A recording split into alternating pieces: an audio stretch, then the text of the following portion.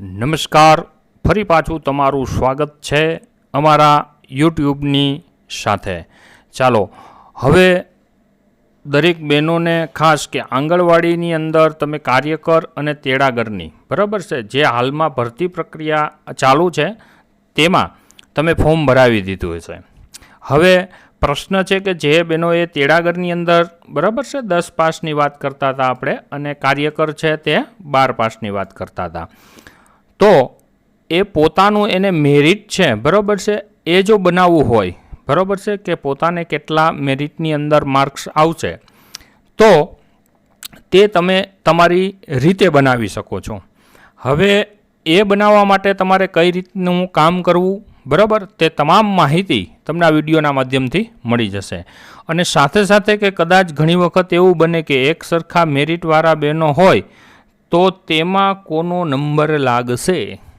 મહત્ત્વની બાબત છે કે કદાચ બંને મેરિટ સરખા થતા હોય તો કયા બેનનો વારો આવી શકે તેની માહિતી પણ તમને આ વિડીયોના માધ્યમથી મળી જશે બરાબર છે. ઓનલાઈન ઇન્ફોર્મેશન યુટ્યુબના માધ્યમથી કે આંગણવાડી કાર્યકર અને તેડાગરના બહેનોને મેરિટ કઈ રીતના બનાવવું તેની માહિતી તમને આપીએ છીએ. ચાલો હવે આપણે જો ખ્યાલ હોય તો જે કાર્યકરની જો આપણે વાત કરીએ તો ઓછામાં ઓછું આપણે ખ્યાલ છે 12 પાસ બરાબર. પહેલી વસ્તુ 12થી ઉપરમાં તમે કોઈ ડિપ્લોમા બરાબર છે, પીટીસી છે, બીએડ છે બરાબર, અથવા તો ગ્રેજ્યુએશન હોય.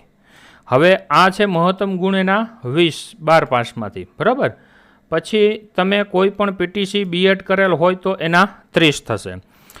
અનુસ્નાતક બરાબર માસ્ટર કરેલ હોય તો એના પણ તમને કેટલા છે ગુણ, તો કે 30. હવે એની અંદર બીજી વસ્તુ અનામતના બહેનો કે જે એસટી એસસી બરાબર છે, ઓબીસી અને ઈડબ્લ્યુએસ આ જે છે જે દાખલો ધરાવે છે બરાબર છે, તેને કેટલા ગુણ મળવાના છે, તો કે 10. અને એ પ્લસ સાથે કોઈ બેન કદાચ વિધવા છે બરાબર, તો એને પણ એને 10 ગુણ મળવાના છે. આ જે છે એ મહત્તમ ગુણની વાત થઈ. હવે તમારે તમારું આમાંથી મેરિટ બનાવવું હોય તો કઈ રીતના બનાવીએ, તો આપણે જોઈએ કે તમે જે 12 પાસ છો બરાબર છે એની અંદર આપણે મહત્તમ ગુણ કેટલા આપેલા છે, 20 બરાબર છે. તો હવે સમજો કે તમારે 12માના ધોરણની અંદર ટૂંકમાં 12ની અંદર 70ની ટકાવારી થાય છે બરાબર છે. કેટલા થાય છે, 70. તો મહત્તમ 20 ગણશો બરાબર છે, એને ડિવાઈડ 100થી કરીએ તો કેટલા ગુણ આવે છે, તો કે 14 બરાબર છે. એવી જ રીતના તમારે હવે તમે કોઈ ડિપ્લોમા બરાબર છે, પીટીસી બીએડ છે કે ગ્રેજ્યુએશન બરાબર, આ જે કોર્સ છે એના ગુણ આપણે કેટલા આપ્યા છે, 30. હવે સમજો કે એમાં તમારી ટકાવારી કેટલી છે, 60 બરાબર છે. તો એનો 30 આપણે ટૂંકમાં ગુણાકાર કરી અને 100 ભાંગશી એટલે ગુણ કેટલા થશે, તો કે 18 બરાબર. એવી જ રીતના તમારે કરવાના રહેશે અનુસ્નાતકના બરાબર છે. એની ટકાવારી જે આવે છે તેને આપણે ફરી પાછા 30 ગુણશી બરાબર છે, અને 100 ભાંગશી. એનો જવાબ આવ્યો છે 15 બરાબર.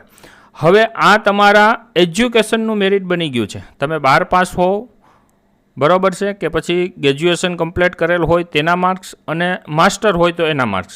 હવે આમાંથી કોઈ બહેનોને માસ્ટર ન હોય તો આ વસ્તુ એડ થતી નથી બરાબર. હવે અનામતના જે બહેનો છે એને આ 10 પ્લસ થશે ગુણ બરાબર, અને વિધવા બેન હોય તો આ 10 પ્લસ થશે, બાકી બીજા બહેનોને લાગુ પડશે નહીં. હવે તમે જે તમારા 12મા ધોરણના માર્ક્સ, પછી તમે ગ્રેજ્યુએશન નાખ્યું હોય તો ગ્રેજ્યુએશનની ટકાવારીના માર્ક્સ, અનુસ્નાતક નાખ્યું હોય તો અનુસ્નાતક, અને તમારી જે કેટેગરી છે બરાબર એ અનામતના 10 બરાબર, આ બધા ગુણોનો આપણે ટોટલ કરી લઈએ બરાબર છે, જે આપને લાગુ પડતા હોય.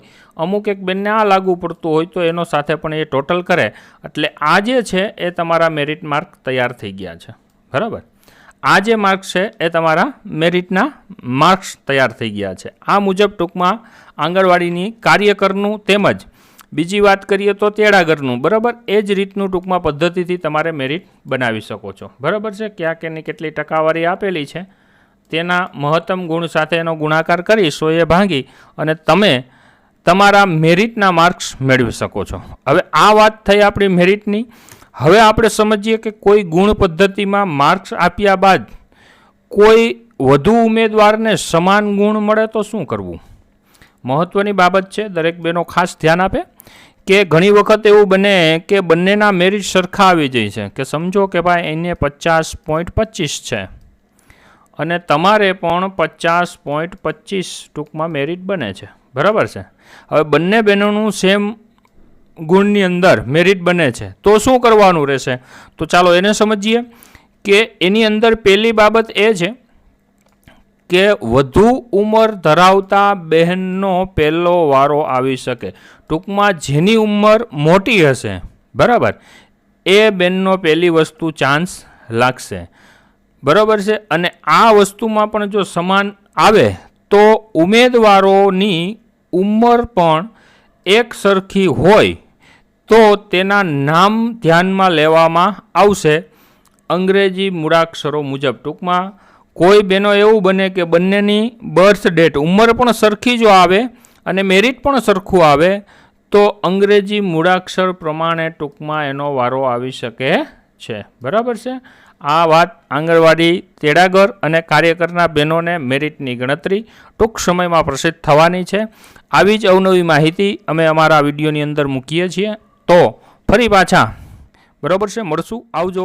જય હિન્દ, જય ભારત.